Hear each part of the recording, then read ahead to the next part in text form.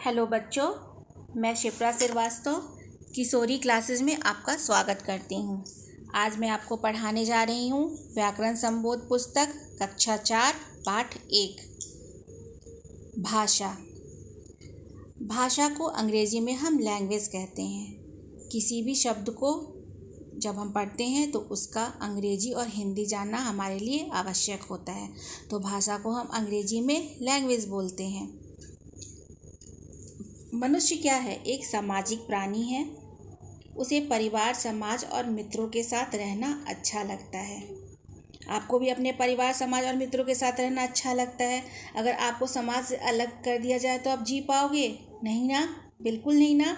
हाँ, तो परिजनों के साथ हंसकर बोलकर वह अपने सुख दुख को बांटता है और इन सब चीज़ों के लिए उसे एक माध्यम की आवश्यकता होती है। और वह माध्यम क्या है? हमारा भाषा। भाषा के द्वारा ही ना हम किसी से बातचीत करते हैं, अपने मन की बातों को बताते हैं, उनकी बातों को सुनते हैं। तो भाषा की परिभाषा हम कह सकते हैं अपने मन के विचार एक दूसरे से बांटने का माध्यम ही भाषा है। हमारे पूर्वजों के पास भाषा नहीं थी। वो अपनी बातचीत एक दूसरे तक कैसे पहुंचाते होंगे, ये कभी आपने सोचा है? नहीं ना। तो मैं आपको बताती हूँ। वे क्या करते थे बच्चों कि तरह तरह के संकेतों के द्वारा अलग अलग आवाज़ों को निकालकर अपनी मन को की बातों को एक दूसरे तक बताते थे। इससे हमने क्या अनुमान लगाया कि भाषा की जो शुरुआत हुई थी वो संकेतों और ध्वनियों से हुई थी। बाद में जैसे जैसे मानव सभ्यता का विकास हुआ, आदि मानव से सभ्य पुरुष हम बनने लगे, तो कुछ विशेष ध्वनि, चित्र और संकेत के द्वारा हम अपने विचार एक दूसरे तक बताना शुरू कर दिए। अब आते हैं हम भाषा के रूप पर। भाषा के कितने रूप होते हैं? तो भाषा के 2 रूप होते हैं, मौखिक भाषा और लिखित भाषा। मौखिक भाषा, मौखिक भाषा हम किसे कहते हैं? भाषा के इस रूप में हम मुख से बोलकर अपनी बात दूसरों तक पहुंचाते हैं और दूसरे इसे सुनकर समझते हैं। समझ में आई आपको बात? मैं बताती हूँ आपको कि भाषा के इस रूप में हम क्या करते हैं, मुंह से बोलते हैं। अब हम बोले और कोई सुने ना, तो यह मौखिक भाषा नहीं कहलाएगी। तो जब हम किसी से कुछ बोलते हैं और वो उसको सुनता है तो यह मौखिक भाषा कहलाता है। ऊपर के चित्र में आप देख सकते हैं, एक बच्चा क्या कह रहा है, भाषण दे रहा है और 2 बच्चे बैठकर सुन रहे हैं। अब वो भाषण देता रहे और कोई सुने ना, तो अच्छा लगेगा? समझ में आएगी बात? नहीं आएगी ना। तो मौखिक भाषा का जो परिभाषा है उसमें यही बात बताई गई है कि इसमें हम अपने विचारों और भावों को बोलकर दूसरों तक पहुंचाते हैं और दूसरे इसे सुनकर समझते हैं। इसके कुछ उदाहरण हैं, रेडियो सुनना, कविता पाठ करना, वाद विवाद, बातें करना इत्यादि। इस पर आपको ध्यान देने की आवश्यकता है क्योंकि परीक्षा में इसके उदाहरण अवश्य पूछे जाते हैं, तो इसको आपको याद करके रखना है। दूसरी जो भाषा की प्रकार है वो है लिखित भाषा। लिखित भाषा में हम क्या करते हैं, भाषा के इस रूप में हम लिखकर अपने विचारों को दूसरों तक पहुंचाते हैं और दूसरे उसे पढ़कर समझते हैं। मौखिक भाषा में क्या हुआ था कि हम मुख से बोलकर अपनी बातों को पहुंचाए और दूसरों ने उसे सुनकर समझा।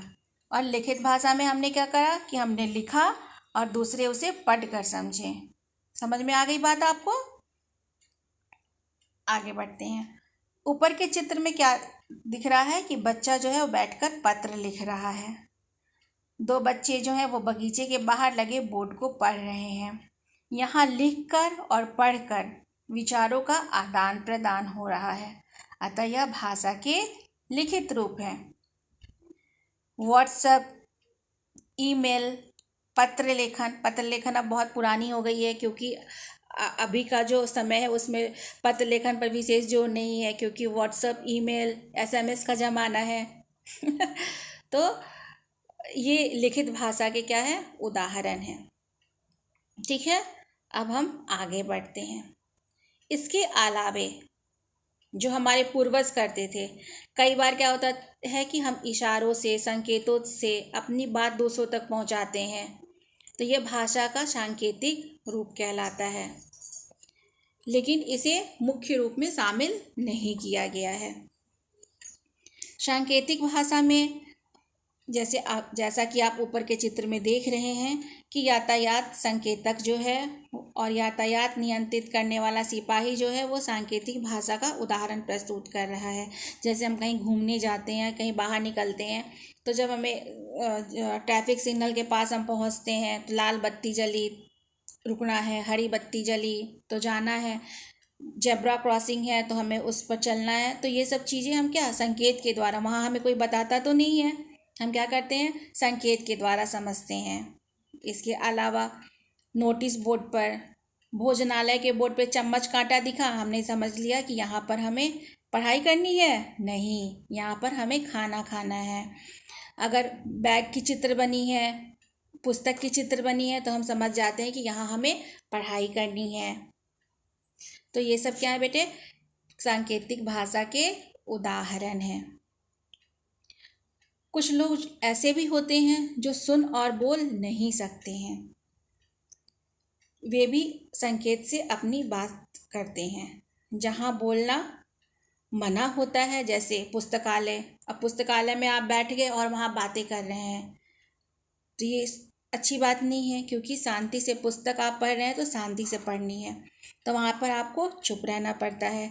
धार्मिक स्थल जहाँ पे आप पूजा करने जाते हैं, वहाँ भी आपको बातें नहीं करनी है, मन से पूजा करनी है।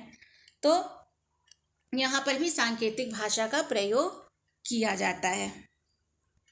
अब हम आगे बढ़ते हैं अलग अलग भाषाओं पर, ठीक है ना। एक अनुमान के अनुसार संसार के अलग अलग देशों में 6500 भाषाएं बोली और लिखी जाती हैं। हमारे देश में अधिकाधिक रूप में करीब 22 भाषाएं बोली और लिखी जाती हैं। इसको भी हमें याद करके रखना होगा कि संसार में के अलग अलग देशों में कितनी भाषाएं बोली जाती हैं, तो 6500 भाषाएं बोली जाती हैं, और हमारे देश में 6500 में से 22 भाषाएं बोली और लिखी जाती हैं। भारत के विभिन्न राज्यों में बोली जाने वाली कुछ भाषाएं, यहाँ पर उसका एक चार्ट है, इसको आपको याद करना होगा क्योंकि परीक्षा में ये भी आता है। जैसे पंजाब है तो वो पंजाबी भाषा हो गई उसकी, गुजरात की गुजराती हो गई, महाराष्ट्र की मराठी हो गई, केरल मलयालम हो गया, बिहार मैथिली भोजपुरी हिंदी हो गई, गोवा में कोंकणी हो गया, कश्मीर में डोगरी हो गई इत्यादि। अब इसके आगे हम यह जानेंगे कि हमारी देश में सबसे अधिक कौन सी भाषा बोली जाती है। सबसे अधिक हमारे देश में हिंदी भाषा बोली जाती है, इससे सब लोग परिचित हैं। अब आप लोग इस ऐसे कक्षा में चले गए हो कि आप लोगों को यह पता चल चुका है कि हमारे देश में सबसे अधिक बोली जाने वाली भाषा हिंदी है, इसीलिए क्या कहलाती है, राजभाषा कहलाती है। विदेशों में भी बोली जाने वाली कुछ भाषाएं होती हैं, जैसे अमेरिका में अंग्रेजी बोली जाती है, जापान है तो जापान में जापानी बोली जाती है, फ्रांस में फ्रेंच बोला जाता है, चीन में चीनी बोली जाती है। पूरे विश्व में सबसे ज़्यादा समझी जाने वाली भाषा जो है वह अंग्रेजी है। पूरे विश्व में सबसे ज़्यादा समझी जाने वाली भाषा क्या है, अंग्रेजी है, इसीलिए हम इसे अंतर्राष्ट्रीय भाषा बोलते हैं। समझ में आ गई आपको बात। अंतर्राष्ट्रीय भाषा हमारी अंग्रेजी है और राजभाषा हमारी हिंदी है। समझ में आ रही है ना बात आप लोगों को, अच्छा लग रहा है आप लोगों को मेरे साथ पढ़ना। अब हम चलते हैं लिपि की ओर। लिपि के विषय में आप लोग पिछली कक्षा में भी पढ़ चुके हैं। जैसे जैसे आपकी क्लास बढ़ेगी वैसे वैसे आप हर चीज़ का विस्तृत अध्ययन करने को आपको मिलेगा।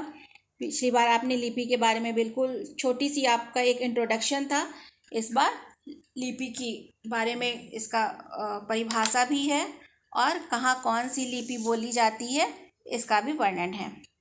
तो लिपि के बारे में हम पढ़ते हैं। मौखिक भाषा ध्वनियों के द्वारा बोली जाती है। तथा लिखित भाषा में हर ध्वनि के लिए कुछ निश्चित चिन्ह होते हैं और इन्हीं चिन्हों को हम क्या कहते हैं? लिपि कहते हैं। वेरी सिंपल, भाषा के लिखने का ढंग लिपि कहलाता है। जो भी चीज़ हम लिखते हैं, जो भी भाषा लिखते हैं, उसका लिखने का ढंग क्या कहलाया? लिपि कहलाया। जैसे हिंदी, संस्कृत, मराठी, गुजराती, इसमें हम क्या लिखते हैं? अ, आ, ई, ये हमारी है ना स्वर, व्यंजन, तो ये देवनागरी कहलाई। बांग्ला है तो बंगाली, पंजाबी गुरुमुखी, और उर्दू की लिपि हो गई फारसी, चीनी की हो गई हांजी इत्यादि। तो इस चार्ट को भी आपको पढ़ना होगा, इस पर विस्तृत ध्यान देना होगा। अब अगला हमारा आ गया व्याकरण, जो हमारा विषय ही है। हम अभी क्या पढ़ रहे हैं? हिंदी व्याकरण पढ़ रहे हैं और अभी हम व्याकरण की परिभाषा पढ़ने जा रहे हैं। लड़की विद्यालय जाता है। चित्र में आप देख रहे होंगे कि लड़की जो है वो साइकिल पर बैठी हुई है, बैग लगाई हुई है और वो कहाँ जा रही है? विद्यालय जा रही है। लेकिन यहाँ क्या लिखा है? लड़की विद्यालय जाता है। एक बच्चा फुटबॉल खेल रहा है, तो यहाँ पे लिखा है खिलाड़ी खेल रहे हैं। अब नीचे हम देखते हैं वाक्य में क्या लिखा है। ऊपर बने चित्रों के नीचे लिखे वाक्य गलत हैं। गलत है ना? अच्छा लग रहा है सुनने में आपको कि लड़की विद्यालय जाता है, राम आम खाती है, नहीं ना? तो क्योंकि ये अशुद्ध लग रहा है ना? तो पहले वाक्य के स्थान पे लड़की विद्यालय जाती है और दूसरे के स्थान पे खिलाड़ी खेल रहा है, वाक्य शुद्ध होंगे। अब हम कैसे पता करेंगे कि कोई वाक्य शुद्ध है या अशुद्ध है? इसके लिए हमें क्या करना होगा? भाषा के नियमों की जानकारी रखनी होगी। भाषा के नियमों की जानकारी हमें कहाँ से मिलेगी? तो वो व्याकरण से मिलेगी। अर्थात व्याकरण हमें भाषा के शुद्ध रूप का ज्ञान कराता है, शुद्ध बोलना लिखना सिखाता है। अब व्याकरण की परिभाषा हम जानते हैं। व्याकरण भाषा को शुद्ध रूप में लिखना, बोलना और पढ़ना सिखाता है। अगली कक्षा में जब आप 5th में जाएंगे आप लोग, तो उसमें व्याकरण का विस्तृत वर्णन होगा। अब हम जानते हैं कि जो भी यूरोपियन भाषाएं जो हैं वो रोमन लिपि पर आधारित हैं। इसको हमें याद करके रखना होगा। दूसरी चीज़ है 14 सितंबर 1949 को हिंदी को भारत की राजभाषा घोषित की गई थी। तो यह दिन हम किस रूप में मनाते हैं? हिंदी दिवस के रूप में मनाते हैं। आज 15 सितंबर है, कल हमने क्या मनाया था? हिंदी दिवस मनाया था ना? आप सबने मनाया था ना? कविताएं लिखी, विद्यालय में आपने अपनी शिक्षिका को सुनाया। तो हिंदी दिवस 14 सितंबर 1949 को हिंदी दिवस के रूप में हम मनाते हैं और ये 14 सितंबर 1949 को घोषित हुई थी कि हमारी राजभाषा है। अब हमने क्या जाना इस पाठ में? विचारों का आदान प्रदान भाषा के द्वारा होता है। भाषा के 2 रूप होते हैं, मौखिक और लिखित। हम संकेतों के द्वारा भी भाव व्यक्त करते हैं। हिंदी हमारी राजभाषा है और अंग्रेजी हमारी अंतर्राष्ट्रीय भाषा है। भाषा को लिखने के लिए निर्धारित चिन्हों को ही हम लिपि कहते हैं। हिंदी देवनागरी में और अंग्रेजी रोपन में लिखी जाती है। भाषा का शुद्ध रूप से जो बोलने और लिखने का नियम हमें बताता है वह व्याकरण कहलाता है। धन्यवाद बच्चों।